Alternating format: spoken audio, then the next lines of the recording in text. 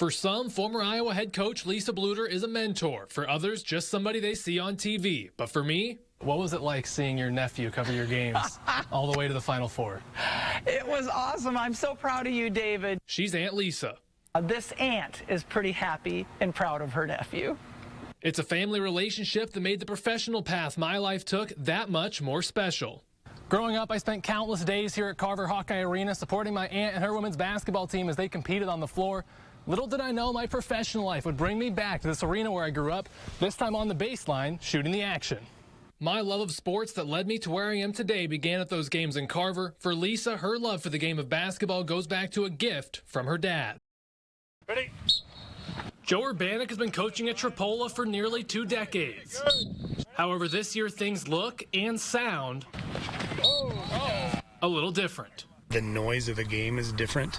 Some of those big collisions that you used to get, you don't hear it. The Tripoli Panthers are among the first teams in Iowa to all wear Guardian caps, a padded extra layer of protection that goes on top of each player's helmet with the goal of reducing concussions. You only have one brain, and you know, the effects of CTE, we're seeing it in the NFL now. Even high school and college kids years later are showing effects of concussions.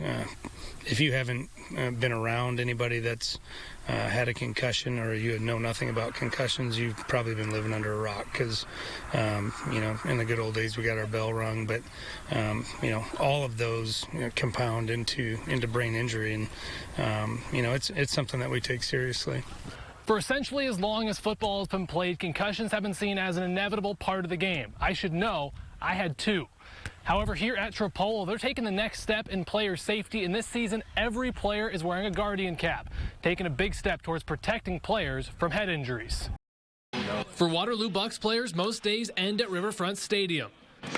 But the day starts at homes throughout the Cedar Valley, spending time with their host family. Braden Gluth has been playing baseball essentially his entire life. As he prepares for his senior college season, he's spending the summer with the Bucks. I signed with Creighton University and was there my last year, and wanted to pitch some more and get ready for my last season, my senior season at Creighton, and so I came to Waterloo to pitch some innings here at the Bucks. Players come to Riverfront Stadium to play for the Waterloo Bucks from all across the country. Just this year alone, the Bucks have players from as far away as Georgia, Texas, California, and in Braden's case, New Mexico. Every single summer, local families give Bucks players a summer home, as well as a support system hundreds of miles away from their families. Gluth's host family are the Mercurios. For Bucks fans Josh and Alex, having a player around has been a great experience. It's been great. Yeah. Couldn't have asked for a better kid to be with us. Kids love him. We love having him around the house. He's great to be around. Kids, yeah. It's fun going to the games and cheering him on, and kids are having a blast this summer.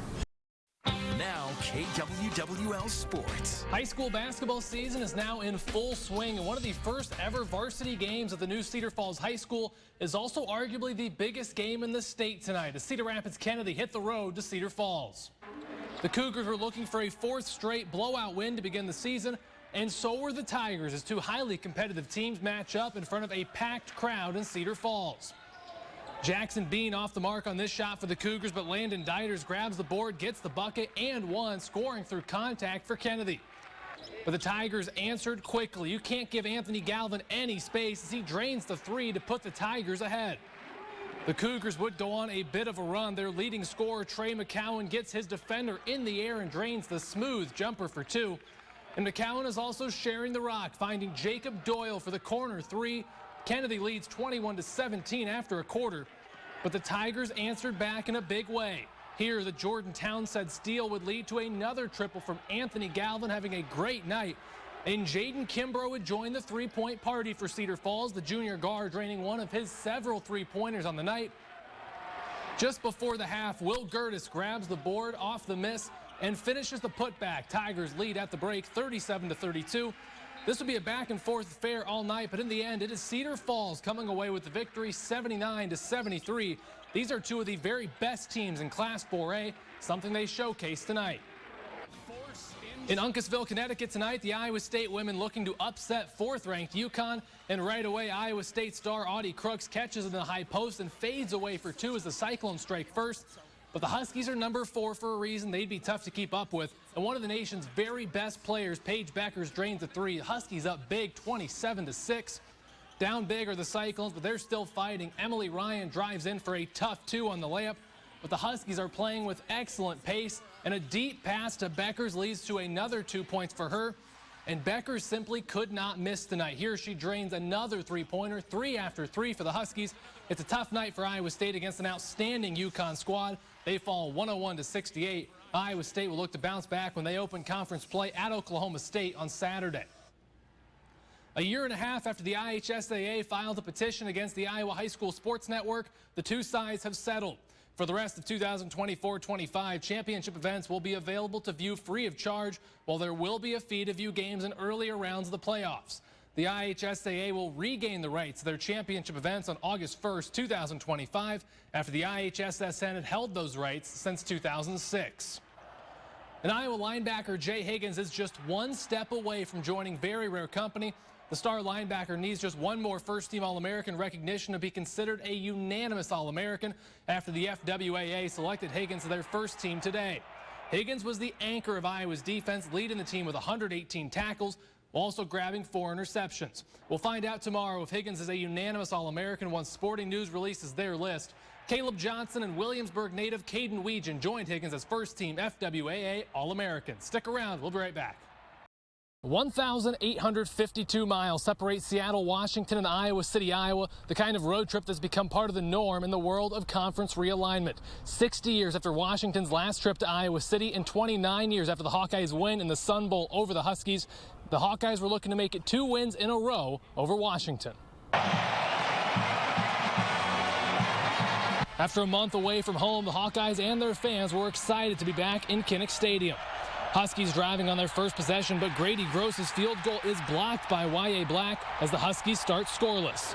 And on the other end, Caleb Johnson continues doing Caleb Johnson things, breaking through for a 6-yard touchdown run as Iowa leads 7-0 after a quarter. But the Huskies came right back. Will Rogers drops a dime to Denzel Boston in the corner of the end zone to tie the game at 7.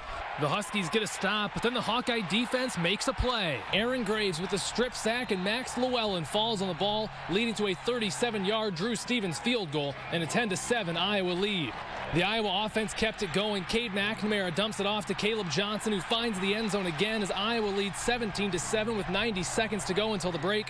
Controversy right before the half as Grady Gross's field goal is ruled as good. Replays show it may have been wide right, but the play was not reviewable. What does need no review is Caleb Johnson breaking off a 53-yard run, allowing Iowa to get a field goal before the half for a 20-10 lead. Moving ahead to the fourth quarter, Johnson finds the end zone again. Through 6 games, Johnson has rushed for 956 yards and 12 touchdowns, nearly surpassing his season goals already. My goal was to get over 1,200 yards and 12 TDs, so I guess I'm almost there, so shoot. An exciting play late as Dayton Howard's first career catch goes 33 yards to the house, and Iowa rolls for a 40-16 victory. It's win number 200 for Kirk Ferentz, the second ever Big Ten coach to reach that milestone.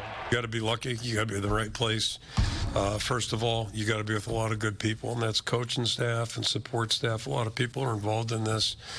And I've worked with nothing but great coaches my entire career. I've been lucky wherever I've been, and then most importantly, the players. If it was an easy thing, everybody'd be doing it. You know, if it wasn't a hard thing to do, you'd be more people on the list. And there's 2 people on that list in the Big Ten. So I just think that it's a testament to how hard he's working. All season, the story for Iowa has been their inability to put together a full 60 minutes of football. They start fast, but then look sluggish in the second half, or finally pick it up after the break. Today, they played a full 60 minutes, and it led to a dominant Big Ten Conference victory in their conference home opener. They'll look to continue that momentum next week when they hit the road to take on Michigan State. That game's available on television right here on KWWL. In Iowa City, David Warrington, News 7, KWWL. Rick, you're absolutely right, and we all knew this one was going to be a defensive slugfest, and that's exactly what it was. In the end, it all came down to who could make one final stop. The Wahlert fans were loud and proud for homecoming, and the Golden Eagles were ready to go, while Independence was looking to pull off a huge win on the road. It was the defenses shining early. Drew Riley looking downfield, but he finds Christopher Meyer, who secures the pick in a scoreless first quarter. But the second quarter would not stay that way, as E.J. Miller throws one up for Zeke Simons, who somehow gets 2 feet in and gives the Mustangs a 7-0 lead. But just before the half, the Wahlert offense answers. Ben Francis breaks away down the sideline 15 yards to the house, sending the game to the half, tied at 7. Second half now, and Michael Borman bouncing off of tacklers and rumbling 25 yards, setting up a field goal from Nathan Shizzle, giving Wahlert a 10-7 lead. The Wahlert defense secures a huge 4th-and-1 stop, and on the other end, it's Borman again plunging in from 1 yard out for a 17-7 lead. The Mustangs got back within 7 on a Campbell Schwartz field goal, but one final stop from Wahlert shut the door as they hold on for a 17-10 win and secure themselves as the front runners for a district title. It feels amazing, you know, just all the work we put in the offseason. Whole team's excited. We're excited to see what we're about to be because, hey, man, this is what the expectation is, and we're going to keep rolling and keep it going. We did a camp down at Bettendorf and Liberty, played those two great 5-8 schools, West Dubuque, Scrimmage Xavier, so we're used to playing these good teams. It's amazing. It's never something I would have thought that we would do, but we did it as a team. It's a great feeling. We got a great group of boys behind us. Our end goal is to win the state championship, 13-0, end goal. And as I said, Wahlert now certainly in the driver's seat, aiming for a district championship. And you can't count out West Delaware here in 3A District 3. They're a very good team as well. They've won some big games already this season. But Wahlert with a huge win today. They're good, they're strong, they're physical, and they're going to look to keep showcasing that the rest of the way, Rick. Well, David, you captured it beautifully. I mean, the environment, the crowd, what exciting game tonight itself, but then the crowd and everybody was there. It was certainly worth the you making the trip down there. Oh, no question, Rick. And as you saw on the crowd shots there in those highlights, it was a huge student section here. This is a 3A school, so you expect a decent-sized student section, but I've covered some 5A games, and I would argue this was the loudest and best student section maybe I've seen all year. They were super into the game, and as you saw on the field, their players they were cheering on gave them reason to be excited, and a huge victory. A great environment here at the Rock Bowl and a big win for Wahlert. I can see those two teams meeting again, maybe in the state playoffs, maybe in the Dome. Absolutely. We can all hope so, right? This was a fantastic football game. Two physical, hard-hitting football teams that really played well tonight. One of them had to lose. It was Independence tonight, but I'd love to see this game once again, and I'm sure those Mustangs would too. All right. Thanks a lot. Great job, David. We're on in Elizabeth. The time is nearly here. In just a matter of minutes, South Carolina and NC State will tip off the opening game of tonight's Final Four. And as we saw just a short time ago at the Hawkeye Huddle, plenty of Iowa fans have made the trip here to Cleveland, and they're ready to cheer on the Hawks.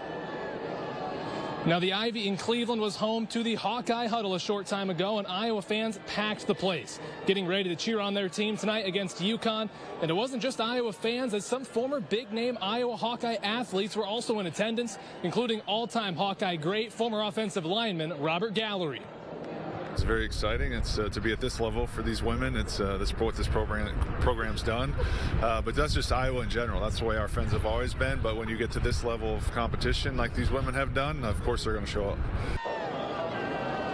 UConn may have much more experience with this round, as this is their 23rd Final Four trip compared to just the 3rd for Iowa. Despite this, the Iowa fans are very confident, and they're ready to cheer their team on when the game tips off in just a couple of hours. And the time for talk is nearly over here in Cleveland, as Iowa and UConn will tip off tonight in just a matter of hours after the conclusion of the opening matchup between South Carolina and North Carolina State. Mark Woodley will have more ahead of this Final Four bout coming up tonight in sports. Live in Cleveland, David Warrington, News 7, KWWL.